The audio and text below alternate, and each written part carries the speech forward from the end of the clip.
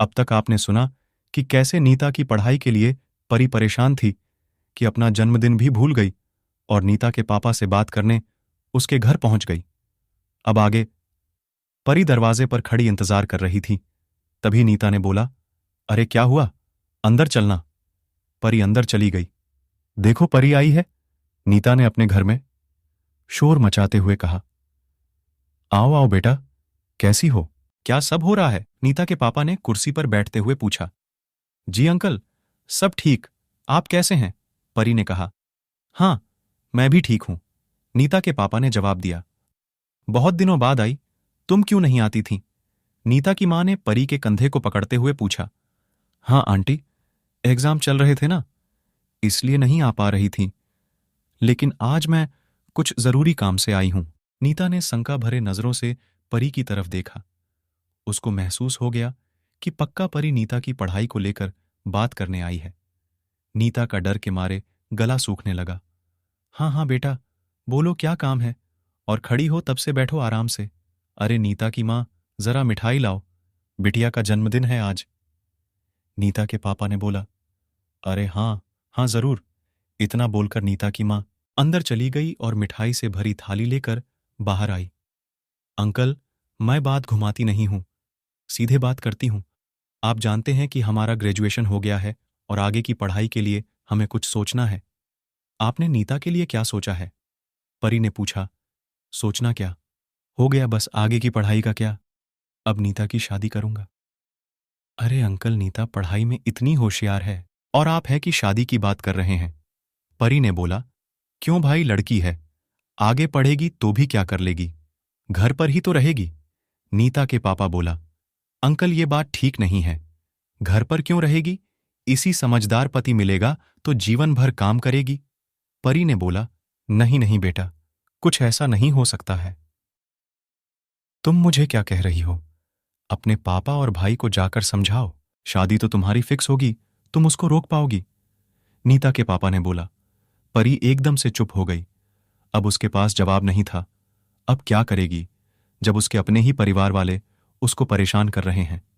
वो उठकर जाने लगी और तभी नीता के पापा ने उसे रोका और बोला, सुनो परी, तुम्हें मैं एक ऑफर देता हूं। देखो अगर तुम्हारे पापा मान गए तो जाओ, मैं भी नीता को जीवन भर पढ़ने की छूट दूंगा। परी अब थोड़ी शांत होकर चली गई। परी घर पहुंची तो बड़े पार्टी का इंतजाम किया गया था। घर में सब थे, यहां तक नीता के घर वाले भी। परी को इस पार्टी का कोई आइडिया नहीं था। परी जैसे ही घर में घुसी तो सबने जोर से चिल्लाते हुए उसको हैप्पी बर्थडे बोला। परी ने पहले तो फीकी हंसी दी, फिर अंदर कपड़े बदलने चली गई। चलो बेटा, केक काटो, परी के पापा ने कहा। परी ने केक कट किया। सुनिए सुनिए, इस मौके पर मैं आप सबको एक और खुशखबरी देना चाहता हूं, परी के पापा ने बोला। सब उनकी ओर देखने लगे। भाइयों और बहनों, आज इस मौके पर मैं कहना चाहता हूं कि मेरी बेटी ने अपनी ग्रेजुएशन की पढ़ाई पूरी कर ली है और अब शादी के लायक हो गई है, परी के पापा ने बोला। सब परी की पापा की तरफ उत्सुकता भरी नजरों से देखने लगे, जैसे किसी नई पार्टी का आयोजन अब होने ही वाला है। तो आप सबको बताते हुए मुझे खुशी हो रही है कि आज ही परी की सगाई भी होगी। परी का चेहरा लाल हो गया, उसके अंदर एक लावा सा फुट पड़ा।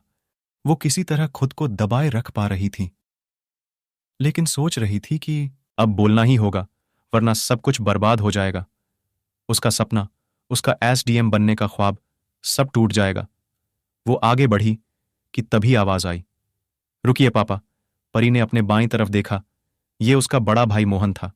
परी ने सोचा, अब ये आग में घी डाल देंगे। बोलो बेटा, परी के पापा ने बोला। पापा, आज परी का ग्रेजुएशन हो गया तो इसका मतलब ये नहीं उसकी पढ़ाई पूरी हो गई, अभी बहुत कुछ करना बाकी है उसका, मोहन ने बोला। ये क्या कह रहे हो, अब क्या करना है उसको? और बेटा पढ़ लिख कर घर ही संभालेगी ना, परी के पापा ने बोला। क्यों पापा, परी बहुत कुछ कर सकती हैं और पापा हर लड़की घर ही संभालेगी तो देश को ऐसी जाबाज बेटियां कहां से मिलेंगी, मोहन ने कहा। आप कुछ भी करो, लेकिन मेरे सामने इसकी शादी की बात मत करना, उसको अभी बहुत कुछ करना है, ये मेरा फैसला है, मोहन ने इतना बोला और केक उठाकर खाने लगा। सब थोड़ी देर तक ऐसे मोहन को देखने लगे कि उसने क्या बोल दिया। सब के सब पुतले बनकर खड़े थे। वहीं परी भी आंखें बड़ी किए हुए एकटक मोहन को देखी जा रही थीं और उधर मोहन केक खाने में व्यस्त। कहां तुमसे? अच्छा कौन है मेरे भाई? परी ने मन ही मन कहा, तुमसे अच्छा कौन है मेरे भाई? तो दोस्तों, आपको यह कहानी अच्छी लगी तो वीडियो को लाइक एंड चैनल को सब्सक्राइब जरूर कीजिए। धन्यवाद।